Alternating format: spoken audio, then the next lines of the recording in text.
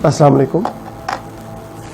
जैसे कि social psychology के बारे में स्टूडेंट्स जो अक्सर बात करते हैं, और सोशल साइकोलॉजी एक ऐसा सब्जेक्ट है जो अल्लामा इकबाल ओपन यूनिवर्सिटी में या सेमेस्टर 4 में ये 200 नंबर का पढ़ाया जा रहा है।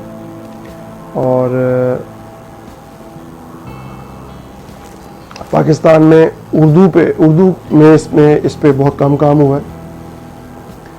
Doctor C.A. कादिर ने आज से तकरीबन 50 साल पहले इस पे काम किया था, लेकिन वो कोई ज़रा 50 साल और आज अगर हम उसको इन दोनों सब्जेक्ट्स को इब्लाग़ आमा को यानी मास कम्युनिकेशन स्टडीज़ को और सोशल साइकोलॉजी हम दोनों को साथ अगर हम इंटरलिंक करते हैं और उसको इस एक दूसरे के तनाज़ुर में रखते हैं तो बहुत इब्लाग़ आमा के ज़राए में बहुत ज़्यादा तब्दीली आ C.A. कादिर साहब के ज़माने के जो ज़राए इब्लाग़ हैं और आज के जो ज़राए इब्लाग़ हैं उसमें ज़मीन आसमान का फ़र्क है।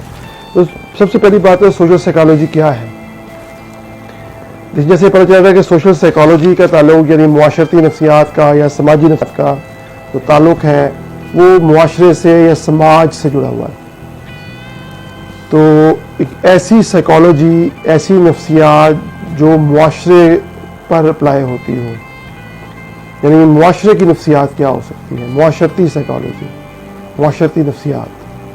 तो मुआशरे की जो इकाई है वो फ़र्द है, एक फ़र्द है, जो एक इंडिविजुअल जो है वो उसी से मुआशरा बनता है। एक फ़र्द जो है वो फैमिली बनाता है तो उसे हम ख़ानदान कहते हैं, उसमें कई और अफराद जो है फिर उससे एसोसिएट होते हैं। एक फ़र्द एक 2 या 2 से ज़्यादा जब होता है या 10 हो सकते हैं, 20 हो सकते हैं, उसे हम एक ग्रोह कहते हैं, ग्रुप कहते हैं। तो जो फ़र्द होता है वो उस ग्रुप का लीडर होता है। उस फ़र्द की जो सोच है, उस फ़र्द का जो बिहेवियर है वो उस ग्रोह पे असरअंदाज हो सकते हैं, उस फैमिली पे असरअंदाज होते हैं।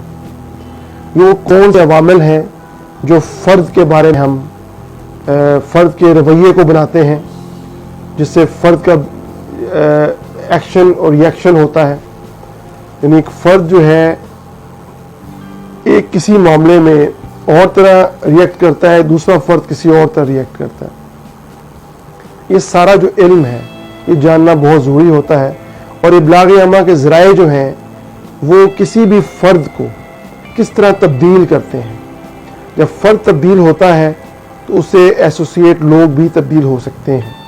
और एक फ़र्द एक बाप है, ऑब्वियसली उसकी जो साइकोलॉजिकली नफ्सियाती तौर पे उसके जो बच्चे हैं वो मुतासिर होंगे उससे।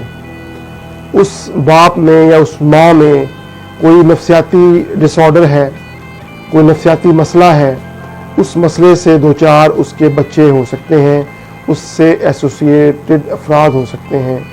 इसी तरह कोई वो शख्स, कोई बॉस है, वो भी तब्दील कर सकता है उनके सोच को, ख्यालात को। तो ये फ़र्द जो है, जैसे अल्लामा साहब भी फरमाते हैं कि अफराद के हाथों में है अक़वाम की तकदीर, हर फ़र्द है मिल्लत के मुक़द्दर का सितारा। तो जो एक फ़र्द है हम उसे नज़रअंदाज नहीं कर सकते। एक फ़र्द की तरबियत अच्छी होगी तो मुआशरे की तरबियत अच्छी होगी। ये एक अंडरस्टूड बात है।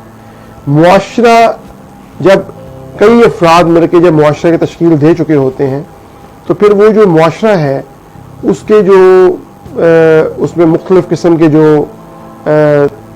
तरीके जो रवाज पा जाते हैं, जो तौर तवार रवाज पा जाते हैं, वो फिर अगली नस्लों तक जो है वो मुंतकिल होते हैं और वो उस मुआशरे का एक अमूमी रवैया, कलेक्टिव बिहेवियर जो है वो बन जाता है। इसको भी हम तफसील से इंशाअल्लाह अल्लाह ताला की रहमत से स्टडी करेंगे। तो मुआशरती नफ्सियात, जैसा मेरी किताब मुआशरती नफ्सियात में भी इसका जिक्र है, जिनके पास है आजकल आउट ऑफ प्रिंट है, उसको दोबारा इंशाअल्लाह प्रिंट किया जा रहा है, कि मुआशरती नफ्सियात इन तौर तरीक़ों के मुताले का नाम है कि जिनसे लोग दूसरों को मुतासिर करते या इनसे मुतासिर होते हैं।